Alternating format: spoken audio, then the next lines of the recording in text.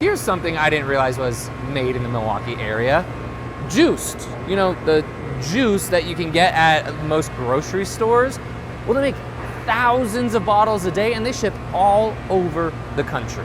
100% juice and no additives. That's always been the mission of Juiced ever since it started in 2012 out of a food truck. Then it transitioned to a storefront, and eventually they closed the store and moved into this Glendale warehouse to focus on production and shipping to 48 states. The goal is to have our juice in every single store that a Coke or a Pepsi's in.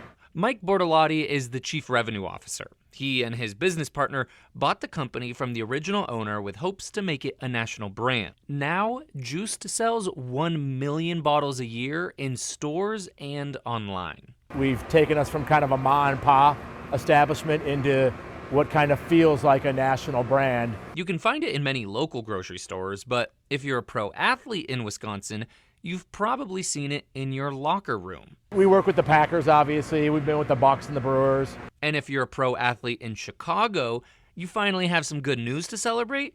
You're getting this Milwaukee-made product in your locker rooms too. We're working with a distributor now in Chicago that's taking us into all the professional teams down there.